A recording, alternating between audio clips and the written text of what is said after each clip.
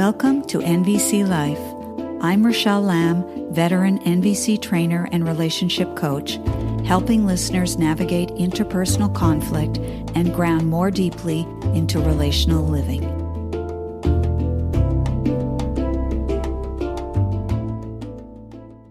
Greetings, fellow humans. Welcome to episode 10 of NVC Life. This week, I'm sharing an excerpt from a recording of a workshop that I offered about 3 or 4 years ago. This is prior to the pandemic. And the piece that I'm sharing is about alienating communication. These are the ways in which we will engage with others in an alienating way in an attempt to communicate clearly, but it often doesn't work very well. So I discuss these with the audience. And I thought I would share it because I do have an upcoming training online starting Saturday, September the 10th. This will give you a flavor of the types of things that we actually discuss in those trainings. The quality of the sound is not the greatest, but it is audible. Here goes. Enjoy. How do you say you're selfish to someone?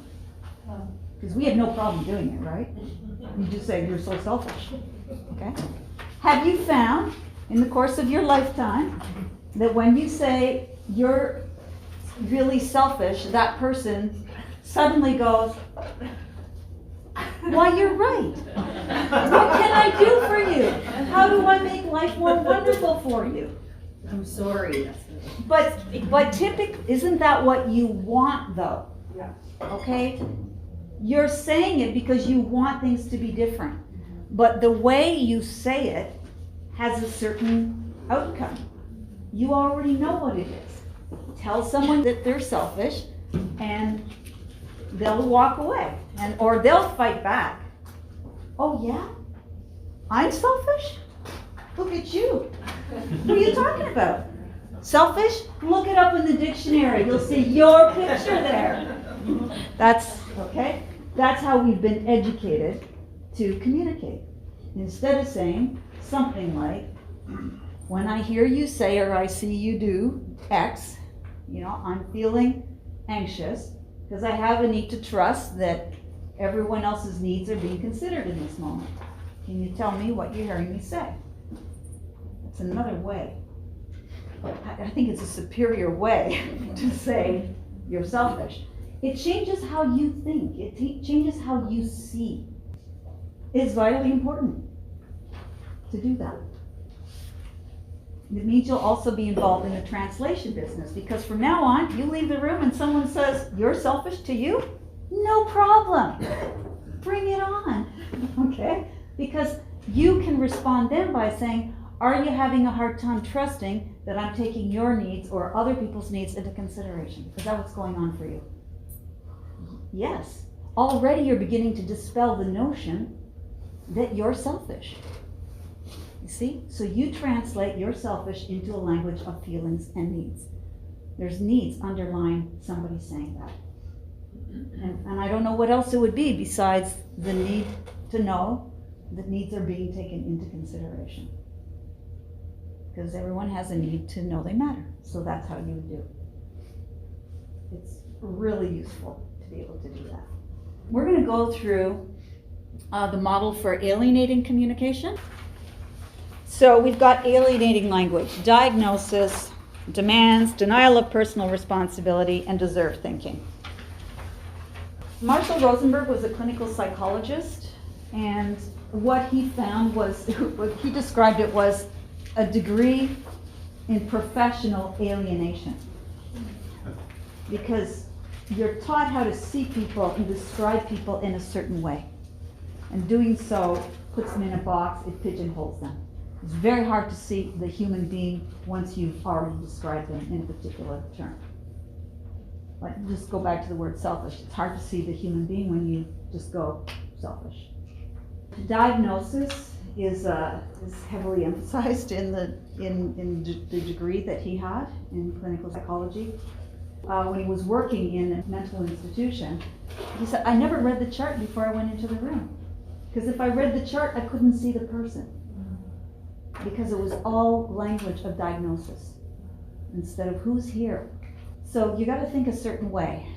Good, bad, right, wrong, appropriate, inappropriate, normal, abnormal. Using certain descriptive words like selfish, controlling, manipulative.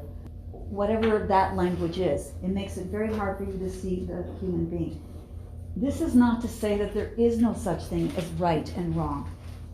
I think, people innately know, for the most part, those things. However, when that's the only language you use, it becomes very rigid. It does something to us to only think that way. So we get rigid.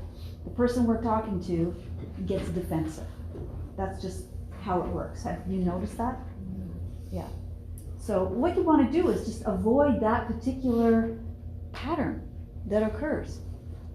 By learning to speak differently, you create a different terrain for different outcomes. That's what we want to be able to do. So diagnosis is the first one. And the second one is demands. You tell another person what to do. Typically, their need for autonomy, did that show up here anywhere?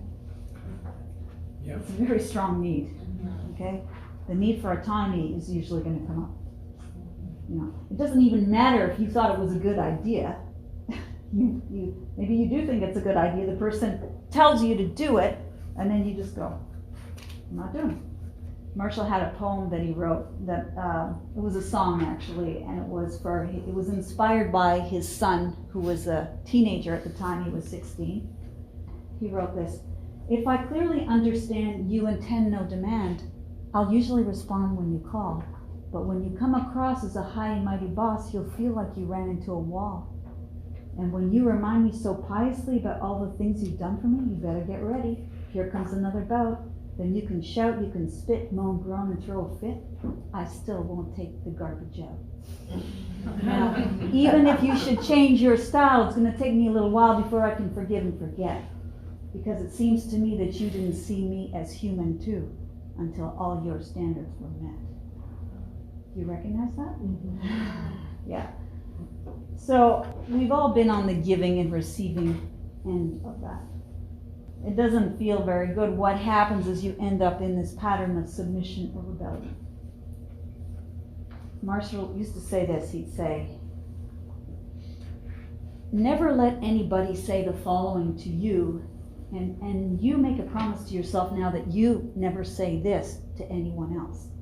Are you ready? Okay, I'll do it. You're going to pay for that, right? As soon as we say, okay, I'll do it, in that tone, isn't that where resentment starts to take place? It's like, all right, precious. It's a breeding ground for resentment. It's not a place that you want to go. So don't ever let anybody say it to you, and don't say it to anybody else, because you already know where it's going to go. So that's the demand language. And it's really tricky when people have positional power. As parents, as teachers, as bosses, in relationships, people are still vying for that positional power. You don't tell me what to do. But you said you'd clean the garage. I will. But you haven't done it. I will. Okay, you hear it in there? The third one is denial of personal responsibility. So it's a kind of victim language, and it's when we say things like, I have to do X. Now, the understanding in NVC is that people never do anything that they don't choose to do. Now, they're not always in a good mood when they choose to do it. But if people would recognize and to do things because they recognize that it meets needs to do them. Our need is not to do what we want all the time. That's a childish understanding of life. As adults, we're custodians. We take care of life. That'd be the understanding. That's another thing that harkens back to a village day, is that without any clear ending to your childhood will never end. It doesn't matter how old you are, because that's a very unfortunate thing for all of us, that we have no real ending to childhood. So the language that goes with that is I have to. It's also bureaucratic language, which sounds like this. It's company policy. There's no other way. Those are the rules. That kind of language. Now, this is not to say that we should not have rules, that we should not have standards, but it's important to recognize what they're serving. They should be there to serve life. Marshall described this as one of the most dangerous alienating languages, or that denial of personal responsibility. He cites Adolf Eichmann in the trials of Nuremberg. What made it possible for you to send tens of thousands of people to their death? The answer to that question is the language made it easy. Bureaucratic language makes it easy. I'm following orders. I'm doing what I'm told because I don't think on my own. You know that people have probably heard about oppositional defiant disorder. It's in the DSM now, right? It wasn't there before, but it's there now. I remember specifically a woman coming to one of my classes, and she was in tears because her 5-year-old grandson had been diagnosed with oppositional defiant disorder, going to kindergarten. The child is doing things that is opposing to certain things. My question is this: has anybody ever heard of submissive compliant disorder? Is that in the DSM? Because it ought to be. Surely. Just because you've got a whole bunch of people saying yes to something that is actually harmful to life doesn't make it a good idea. So that's why Marshall was saying that one is very dangerous. You must track that one. Sometimes it's your duty to rebel. There's a lot of things that are violent that are actually so normalized they're not considered violent. Oh, they're violent. NVC is not about you changing the world. It actually isn't about that. It could change the world if enough people wanted to. But it's not just the language that's going to have to change. There's a lot of other things. It's the structures that keep things in place. And I'm not even an advocate for, let's just unplug the whole thing. As much as I see there's a malignancy there. You unplug the whole thing, you better get ready for a lot of dying. Either way, I don't know. I don't know. But I would just like to share this quote with you from Henry Wadsworth Longfellow that applies to all of us. If we could read the secret history of our enemies, we should find in each man's life sorrow and suffering enough to disarm all hostility. I'll read it again now for the art for 2020. If we could read the secret history of our enemies and our neighbors and our lovers and whoever else, we should find in each person's life sorrow and suffering enough to disarm all hostility. Because people are suffering. That person you're speaking about is suffering.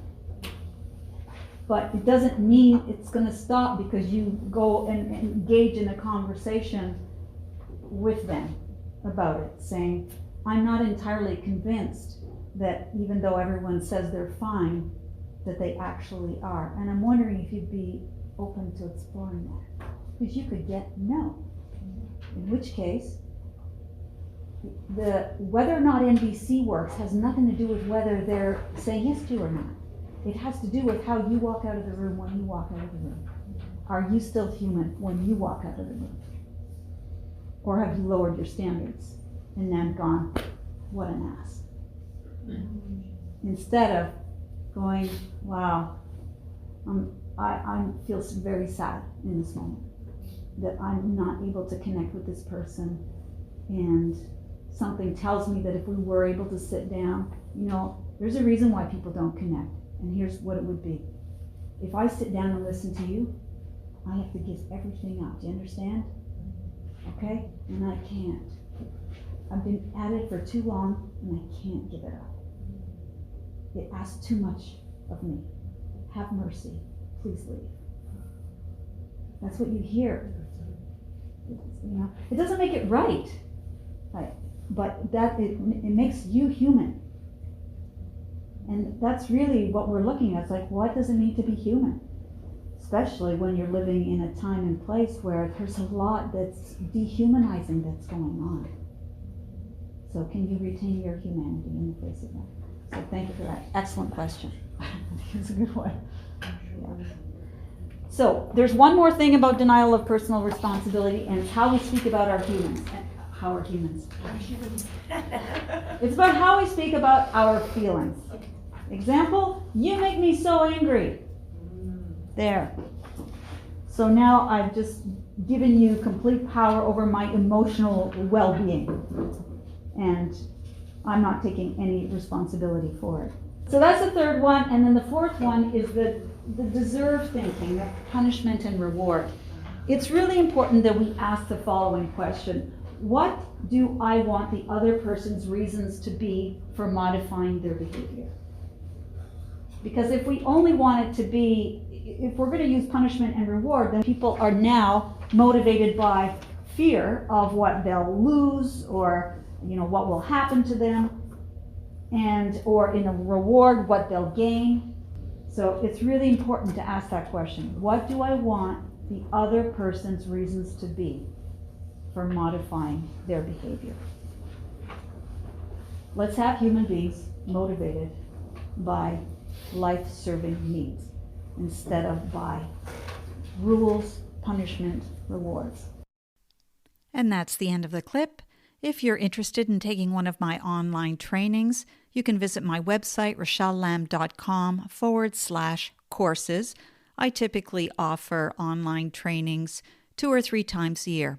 Hopefully you can join me at one of those. Thank you for tuning into NVC Life. For future episodes, be sure to subscribe on iTunes, Spotify, or YouTube.